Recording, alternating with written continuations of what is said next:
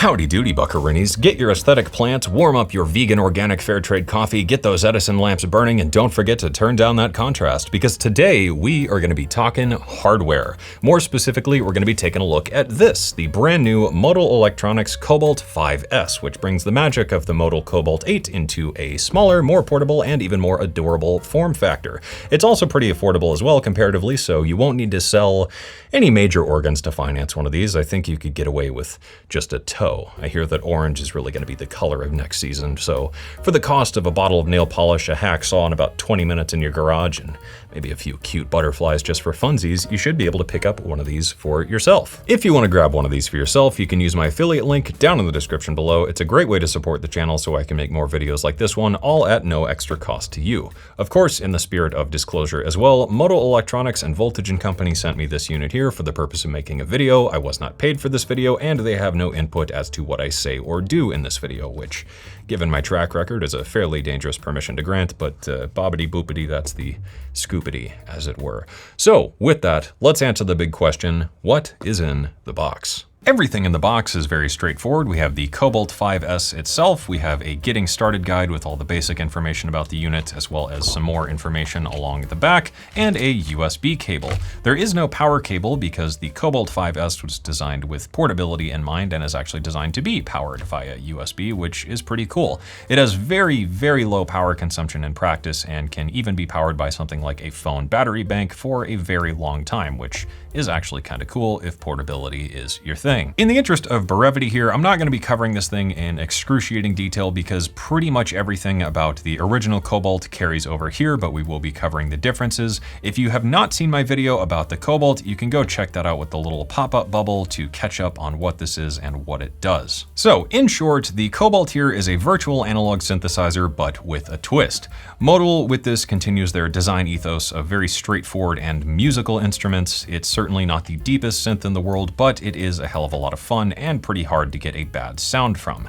The 5S here features 37 keys with Aftertouch and even has an XY touchpad with Z pressure sensitivity, which is awesome, and it does transmit MIDI for using the XY and Z in the DAW, which is really, really cool, and this is something I wish a lot more hardware had. The 5S here features the same extended virtual analog synth engine, so we have 40 total oscillator algorithms with 2 independent oscillator groups. There are 200 factory presets with room for 100 user presets, and as usual with Modal, they plan to release more free sounds for this in the future. The Cobalt 5S features dual dedicated effects for chorus and delay. It works with the free Modal app, and along the back we have the headphone jack, the left and right outputs, or the mono output, input for a sustain pedal. There is no expression pedal input, but it can read expression from the DAW. It has MIDI DIN IO, sync IO, and the USB connection, as well as a power input, and that's it. It's a very straightforward and lightweight unit. In terms of the build quality, it's very much the same as the regular Cobalt. It's nice chunky metal here. We've got very firm plastic sides. The keys are really nice and play very well. There is Aftertouch in the keys, which is great, and overall I can't say I have really any complaints. The encoders are plastic, but they do feel pretty firm with only the slightest bit of wiggle to them. In terms of what is new or different from its bigger Cobalt sibling, the Cobalt 8 here, the 5S features 5 voices instead of 8 due to having slightly more limited DSP horsepower from its bigger Cobalt sibling. It has a much more minimized control interface, as you can probably tell, so it makes more use of shift and macro functions, whereas the Cobalt 8 is a bit more knobby. It has 2 LFOs instead of 3, 2 dedicated effect slots for delay and chorus compared to 3, which you can swap around on the Cobalt 8 here, but the chorus is an entirely new algorithm and sounds awesome. I really hope that gets ported over to the Cobalt 8 in the future. In terms of price, the Cobalt 5S here is much more affordable and comes in at $449 US, and of course it is out now. With that screen protector freshly peeled, let's hear the 5S in action here. You've already heard it with the intro jam. That was all factory patches with a few minor tweaks and some extra processing in the DAW, but let's listen to some raw sound demos. The Cobalt 5S, much like the bigger Cobalt 8, packs in a pretty massive sound that punches well above its weight class, and I think it sounds pretty damn good. So let's take it out for a spin.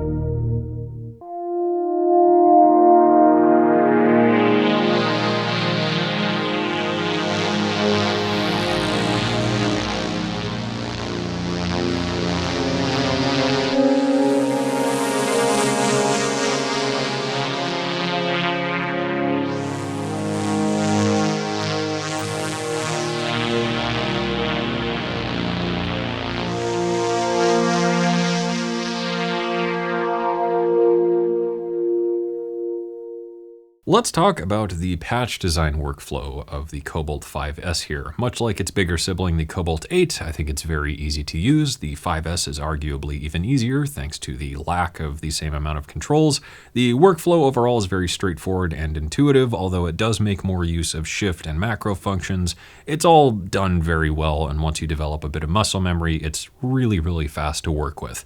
I found it a little bit clunky at first, but I personally think I would chalk that up to me being so used to the Cobalt 8, and with this not being necessarily a one-to-one recreation of that, there was a little bit of getting used to that this took, but now that I've had it for a minute, it's really straightforward. In terms of the control layout, all the knobs here do a lot of different things. We have a function above them to click the knob and access that function. We have 3 functions below them, the first row being the first twist of the knob, the second row being the shift function of the knob with the shift button down here, and finally the white square, which is the mod control, which we can use with the mod button over here. So we hold that down, press a knob, and then access that modulation assignment, and then we can twist a parameter to assign whatever to that modulation. I will say though, one thing that sort of bothered me with the Cobalt 5S that was a bit odd is that these LEDs, even on their dimmest setting, felt a little bit too bright, and the text was extremely hard to read without having another big light source to kind of compensate for that. Maybe I'm old, but I don't know. I just don't feel like there was quite enough contrast between the paint and the text. But again, with muscle memory, that really doesn't matter, and you know where to reach and what to do anyway. So let's make a patch here. We have a bunch of oscillator algorithms to choose from, so let's go here and start messing with an algorithm. I really like the sound of this triangle pulse width thing. We have 2 functions, as usual with the oscillator, and a symmetry. So I think we'll start things off with that.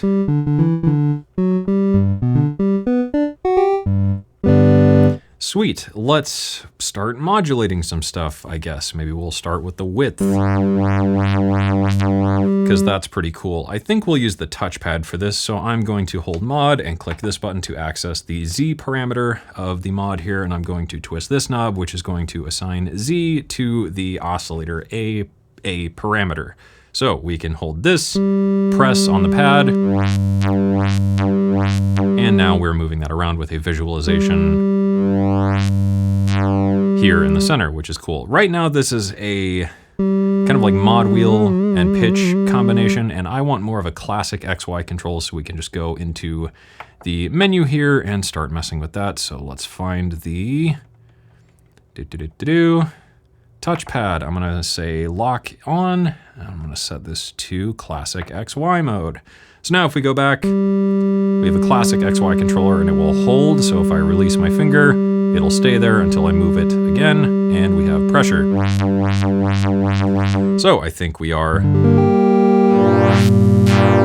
in business. Let's start taking this a few steps further. I think we'll add some movement to the oscillator mix. So let's assign the x-axis to the mix.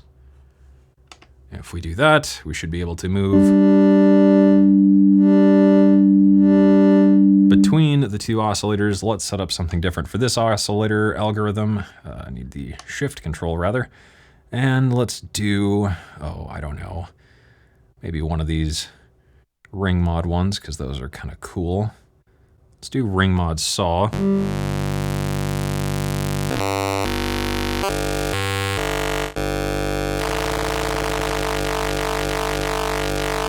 And with these being only 2 out of the 40 total algorithms, you can hear we have quite a bit of range to all this. So it's a very, very deep synthesizer in terms of the sonic palette. It's really surprising how much you can do with this thing. With that set up, I think I would like to do something with maybe the filter here. So why don't we assign that to the y-axis? So y, assign to filter cutoff, and we should be able to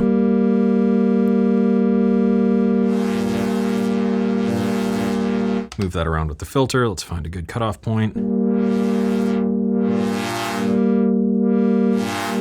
Sweet, let's add some envelope here. I'm gonna select the filter envelope, and we'll shape this a little bit with the shift.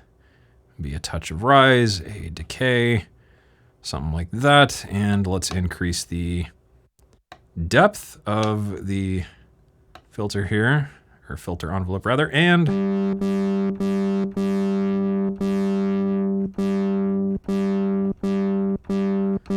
cool. And I think I would like to assign that to velocity, which is going to be V here. So mod with velocity to the filter envelope depth, maybe not quite all the way, and decrease the default depth. So now we should be able to play soft and play harder and change the amount of filter envelope-y stuff,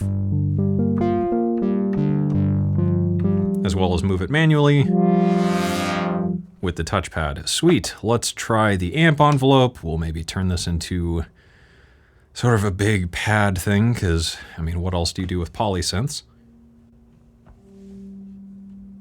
Fairly quiet.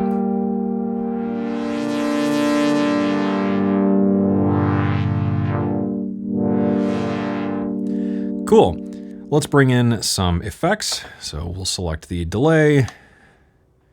I'm just going to tap shift so it'll hold for me while I do this, and increase the amount of filtering on it.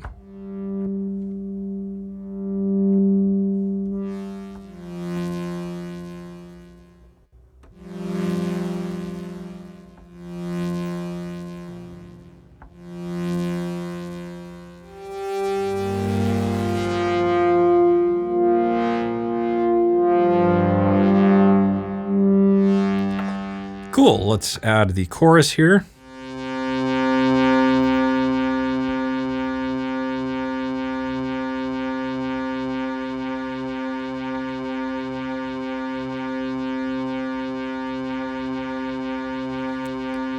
Sounding good. I'm gonna get rid of that movement in this oscillator actually. So let's do something like that.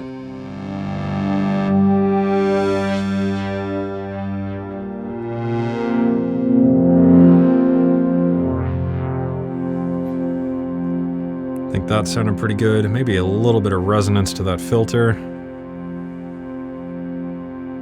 And let's add some oscillator drift, just for a bit more movement to all that.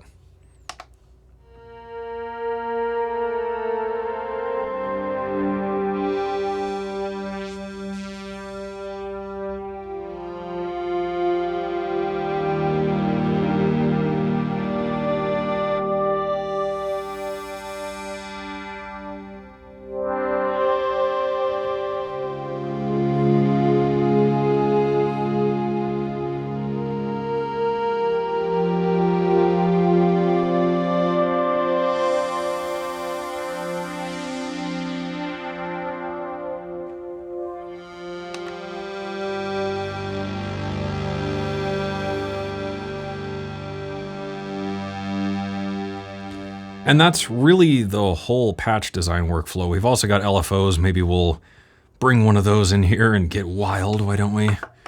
Let's add the LFO to the filter cutoff and change the depth and rate. Maybe something nice and slow.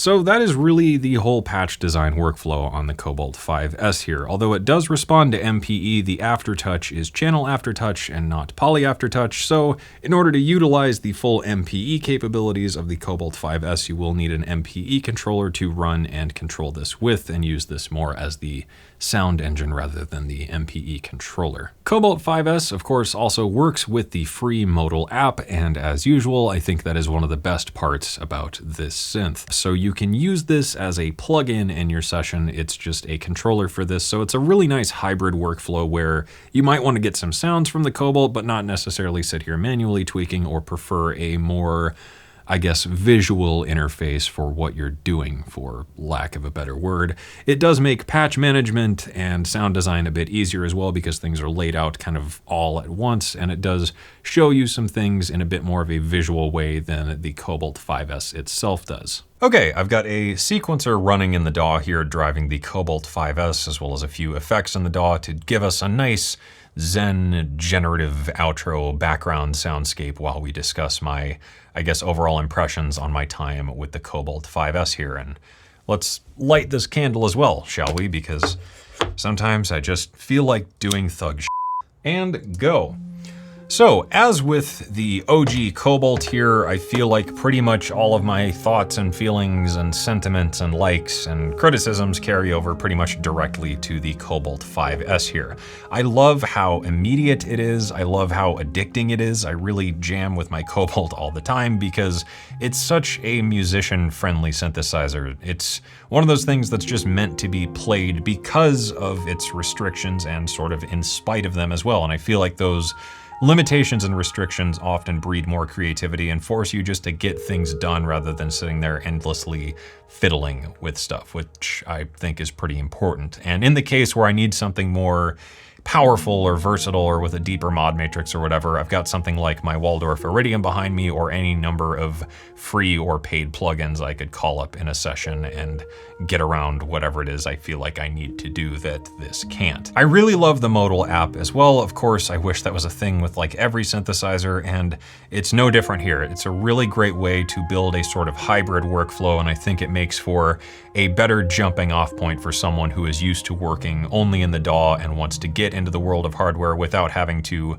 feel limited by the nature of working with hardware. It's such a great way to work with things, and it makes it easier as well when I want to use this but don't want to sit here patching on this interface or the interface of its bigger brother. I can just call things up, edit a patch on it, and away I go. The overall sound, once again, is very good. I enjoy the sound out of it. I think it's very versatile thanks to the ridiculous number of oscillator flavors, and it's really no different here on the 5S. Overall, it's a great sounding virtual analog synth with some extended sonic capabilities, a very versatile sound palette, and overall, I really like it. I can't say I have too many complaints other than maybe the filter lacking a more distinct character, and outside of that, it's a perfectly playable synth right out of the box. As with my Arturia Micro Freak, I thought the more limited voice count of the Cobalt 5S here was going to be more of an issue than it really was, and I think that's mostly thanks to the smaller keyboard here, so I wasn't really tempted to play these big, giant poly chords or whatever because there's just not room to do that on this keyboard. So in using it as is and without the use of an external controller, it was really just a non-issue for me. However, of course, your mileage may vary based on your playing style and what you are trying to do with it. The construction quality is solid. The keybed plays great, although it is these tiny little stubby baby keys. I didn't really have any problem playing it, much like my KeyStep Pro. I think it's a perfectly playable thing, and I've got giant gorilla hands with hot dogs for fingers, and I think it plays great outside of me kind of fumbling over my own stupidity now and again. The XY touchpad is awesome, and again, I really wish this was a more common thing. I love that it can be used to send MIDI into the DAW as well, so it's a really great hardware synth, but it's also a really great and useful MIDI controller, and I think that's thanks to this XY pad adding a new dimension to a MIDI expression thing with whatever I'm doing in the DAW that's not conventionally available on other controllers or synths that I have. The fact that the 5S here was designed with portability in mind, I think is a big plus in its favor because it is a very versatile synthesizer, but also a very useful MIDI controller. So I think it's a great choice for just about any size studio setup because it's really small, but it does a whole lot and it doesn't use up much power. So it's a pretty ideal solution, I think, to a on-the-go controller if you also needed it to be a synthesizer and also wanted something like the XY touchpad with Z pressure. Overall, to me, the Cobalt 5S does come across as a bit of a beginner thing. However, I think it is perfectly capable of delivering professional results, but I think it does lack some of the added functionality and versatility of its bigger siblings, but again, that's sort of a relative thing, and I can't say that I wanted to do more with the Cobalt 5S. Once I kind of understood its restrictions, it was just one of those things where it was like, okay, this is this thing and this is what it does, therefore that is all I can do with it. So on we go, and I didn't really sit there bitching and griping. It didn't feel like a watered down experience. It just felt like it was a thing that was functional in that it did these things, and that is the end of the story. In terms of competition, the only competition I think that comes to mind for me is the Arturia Micro Freak, because it's a similar kind of entry into the world of hardware at a very affordable price point, but I think the 5S would win out my recommendation for a couple reasons, namely the Modal app. I think that's a really great thing for people who have never used hardware before, and it's a great way to adopt a sort of hybrid workflow and get your feet wet in the world of hardware, but kind of ease you into it in that if you don't want to sit there fiddling with hardware, you can call up a plugin in your session and just use it that way, and the Micro Freak doesn't really have any kind of comparable editor from Arturia directly.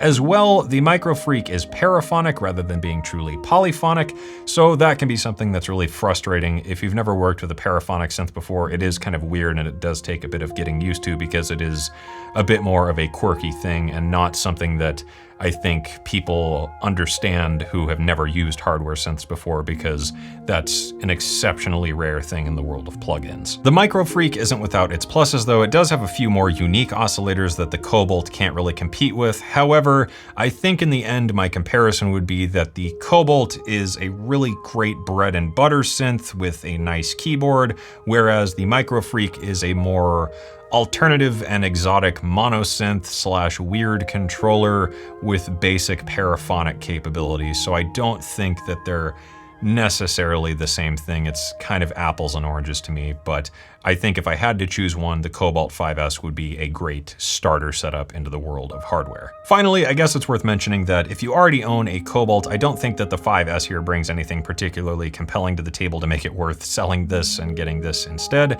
The new chorus is really, really nice, and I hope to see that adopted to the older Cobalt models, and given Modal's track record of supporting their products for a very long time, I don't think that's necessarily out of the question unless it's something that the older models cannot support, but I don't really know. The 5S is more portable, and if that's a big thing to you, then maybe it's worth getting on top of the Cobalt, but I think that a plug-in and a cheap MIDI controller will kind of get around that. So again, don't really think this is something I would get if I already have one of these. And I guess that wraps up everything here for my time with the Modal Cobalt 5S. What do you think of the 5S? Do you want one? Do you think it's cool? Do you think there's some other competition out there? Let me know your thoughts down in the comments below. A big thank you to Modal Electronics as well as Voltage & Company for sending this along for me to check it out and share my experience here with all of you. And yeah, thank you for watching. I hope you enjoyed it. I hope you learned something. And as always, I hope this inspires you to get out there and make something awesome.